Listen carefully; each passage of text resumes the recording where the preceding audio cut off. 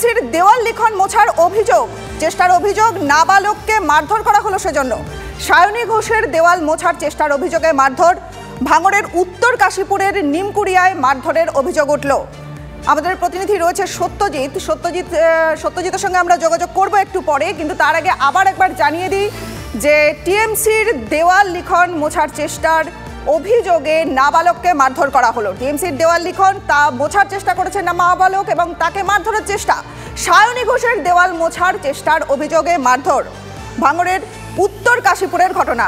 আমাদের প্রতিনিধি রয়েছে সত্যজিৎ রয়েছে আমাদের সঙ্গে। সত্যজিৎ, ডিটেলস বলো, কি হয়েছে? ঘটনাটা নিয়ে যদি আরেকবার একটুখানি বলেন পরিষ্কার।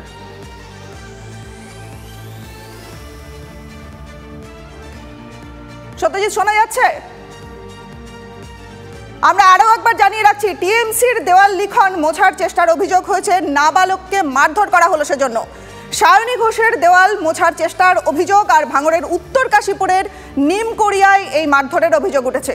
অভিযোগ যে নাবালকের পরিবার আইএসএফ এর সমর্থক হওয়ার জন্যই বোধহয় এই মারধর, এবং মারধরের অভিযোগ কিন্তু যথারীতি অস্বীকার করেছে তৃণমূল।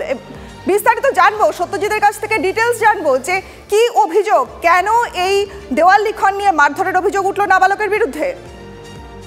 একেবারে ঘটনাটি উত্তর কাশীপুর থানা এলাকার নিমকুড়িয়াতে। সেখানে এক নাবালককে মারধর করার অভিযোগ করছে তৃণমূলের বিরুদ্ধে। কেন না, ওই নাবালক নাকি তৃণমূল কংগ্রেস প্রার্থী সায়নী ঘোষের দেয়াল যে লেখা ছিল সে মোছার চেষ্টা করেছে।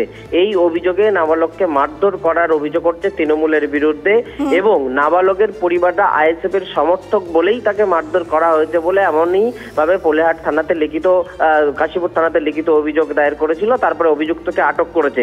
কিন্তু যারা তৃণমূল কংগ্রেসের কর্মী সমর্থক তারা বলছেন যে ওই নাবালককে মারধর করা হয়নি, এবং যার বিরুদ্ধে অভিযোগ করা হয়েছে সে মানসিকভাবে অসুস্থ। ঘটনাটা কেন ঘটাচ্ছে এই প্রতিবাদ করাতেই বচসা, এবং তারপরে একটা বিক্ষিপ্ত ঘটনা ঘটেছে। মারধরের কোনো ঘটনা ঘটেনি বলেই এলাকার তৃণমূল নেতৃত্ব এবং ওই পরিবারের অভিযুক্ত পরিবারের সদস্যরা জানিয়েছে। আচ্ছা বেশ, সত্যজিৎ তুমি সঙ্গে থাকো। ফেরার পথে ওরা ফিরছিল বাচ্চা 2-3 জন।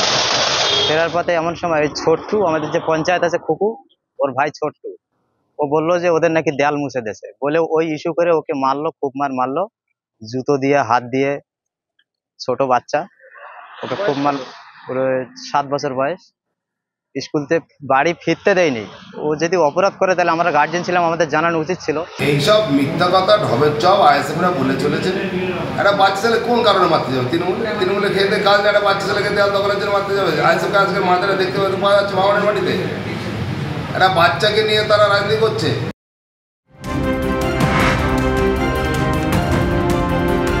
নজর রাখতে হবে আরও এক গুরুত্বপূর্ণ খবরে। ভূপতিনগর বিস্ফোরণে মেদিনীপুরের 3 তৃণমূল নেতাকে তলব এনআইএর।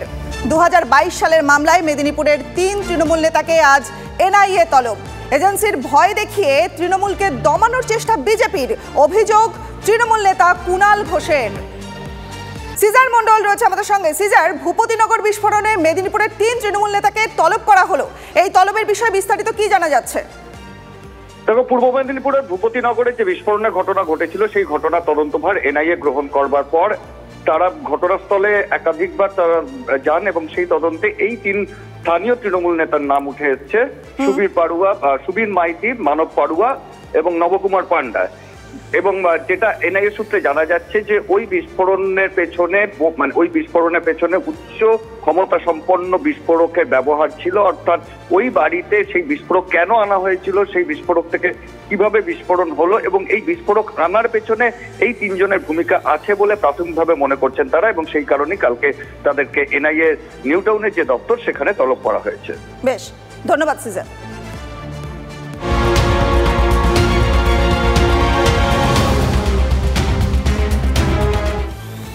আর আজকের আরো একটা বড় খবর, মহুয়া মৈত্রকে ফের দিল্লিতে তলব ইডির। আজ দিল্লির ইডি দপ্তরে হাজিরার নির্দেশ দেওয়া হলো। বিদেশি মুদ্রা লেনদেন সংক্রান্ত মামলায় কৃষ্ণনগরের তৃণমূল প্রার্থীকে তলব এনফোর্সমেন্ট ডিরেক্টরেটের। ঘুষের বিনিময়ে প্রশ্ন মামলায় ইতিমধ্যেই তদন্তে সিবিআই। মহুয়া ছাড়াও ব্যবসায়ী দর্শনী হিরণান্দিনীকেও তলব করা হয়েছে। আর আমাদের প্রতিনিধি সোমা রয়েছে আমাদের সঙ্গে। সোমা, এই যে কাণ্ড, ঘুষের বিনিময়ে প্রশ্ন মামলা, এই মামলায় মহুয়া মৈত্রকে আবার ডাকা হলো, সিবিআই ডাকলো, বিস্তারিত কি জানছো?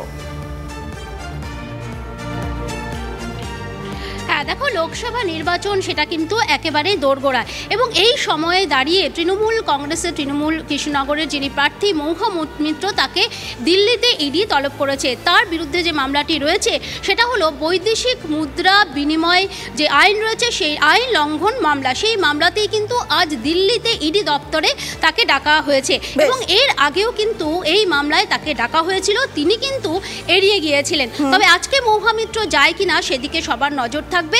পাশাপাশি বলে রাখি, দেখো এই যে তৃণমূলের প্রার্থী খুব স্বাভাবিকভাবেই জনপ্রতিনিধি হিসেবে বেকায়দায় পড়ছেন, কারণ কিছুদিন আগে কিন্তু ঘুষের বিনিময়ে প্রশ্ন, সেই কাণ্ডেও কিন্তু সিবিআই তার বাড়িতে তল্লাশি চালিয়েছে, তার কার্যালয়ে তল্লাশি চালিয়েছে। এই ঘটনার পরে কিন্তু খুব স্বাভাবিকভাবেই ভোটের একজন প্রার্থী তিনি যে বেকায়দায় পড়ছেন সেটা কিন্তু আর বলার অপেক্ষা রাখে না। তবে দেখো, তিনি আজকে ইডির দপ্তরে হাজিরা দেন কিনা সেটাই কিন্তু এখন দেখার বিষয়, কারণ সামনেই ভোট রয়েছেন। এই ভোটের সময় এটা একটা বড় ইস্যু হতে পারে বিরোধীদের কাছে, তাই সেটা কিন্তু সবারই নজর থাকবে যে আজকে তিনি দিল্লিতে ইডির দপ্তরে হাজিরা দেবেন কিনা। বেশ, সোমা তুমি সঙ্গে থাকো, এর মধ্যেই আমরা দেখে নেব শ্রমিক ভট্টাচার্য কি বলছেন এবং ব্যাক টু ব্যাক দেখবো শান্তনু মৈত্র কি বলছেন। শান্তনু সেন কি বলছেন? অভিযোগ উঠেছে তার পাসওয়ার্ড বিদেশি একজন ব্যবসায়ীকে সরিয়ে দিয়েছে, এই নিয়ে এথিক্স কমিটি বসেছিল। মহুয়া দেবী তার বক্তব্য রেখেছেন, তার বক্তব্যেই তার বিরুদ্ধে ওঠা অভিযোগ প্রমাণিত এবং প্রতিষ্ঠিত হয়েছে। এটার সঙ্গে যদি বিদেশি মুদ্রা যুক্ত থাকে, অভিযোগ যেগুলো অত্যন্ত গুরুতর। পৃথিবীর অন্যান্য কোনো দেশ হলে এতক্ষণ তো সেডেশনের মামলা শুরু হয়ে যেত। বিজেপির এখনো এতটা দুর্দিন হয়নি যে একজন মহিলা সাংসদকে, প্রার্থীকে এভাবে হেনস্থা করে নির্বাচনে জিততে হবে। লক্ষাধিক ভোটের ব্যবধানে বিজেপি প্রার্থী এই নির্বাচনে কৃষ্ণনগর থেকে দিল্লি পৌঁছবেন। এটা রাজনৈতিক প্রতিহিংসা পরায়ণতা ছাড়া কিছু না। যেভাবে নির্বাচনের আচরণবিধি চালু হয়ে যাওয়ার পরেও সারা ভারতবর্ষ জুড়ে বিরোধীদের বিরুদ্ধে সেন্ট্রাল এজেন্সিকে কাজে লাগিয়ে রাজনৈতিক প্রতিহিংসা পূরণ করা হচ্ছে, এটা রাজনৈতিক প্রতিহিংসার একটা প্রতিফলন। তারা যত এগুলো করবে, তৃণমূলের প্রতি এই বাংলায় মানুষের ভোট তত বাড়বে।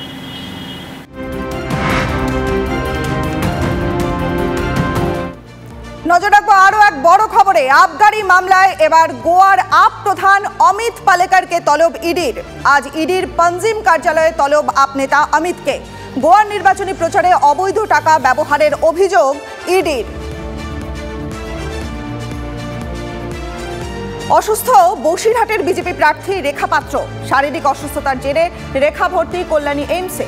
ইসিজি ও রক্ত পরীক্ষা করা হয়েছে তার, এবং তার বিষয়ে, তার শারীরিক অবস্থার বিষয়ে ডিটেলস আমরা জেনে নেব আমাদের প্রতিনিধি মহাদেবের কাছ থেকে। মহাদেব,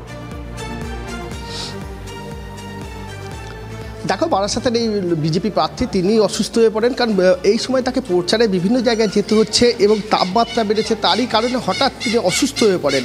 এরপরই তাকে নিয়ে আসা হয় এমসে এসে তার চিকিৎসা শুরু হয়। বিশেষ চিকিৎসকরা তার চিকিৎসা করেন এবং তারপর কিন্তু তাকে স্যালাইন দেওয়া হয়, এবং রাতের দিকে তিনি কিন্তু যথেষ্ট পরিমাণ উন্নতি ঘটছিল তার চিকিৎসা ব্যবস্থায়, এবং চিকিৎসকরা সিদ্ধান্ত নেন যে তাকে হয়তো ছেড়ে দেওয়া হতে পারে, কারণ তার শারীরিক অবস্থা অনেকটাই সুস্থ, অনেকটাই ভালো হয়েছেন তিনি। এবং আজকে যেহেতু চিকিৎসকরা যাবেন এবং চিকিৎসকরা গিয়ে তাকে চিকিৎসা পরীক্ষা করে তারপরে কিন্তু তাকে ছেড়ে দেওয়া হবে, এমনটাই কিন্তু সূত্রে জানা যাচ্ছে। বেশ, ধন্যবাদ মহাদেব।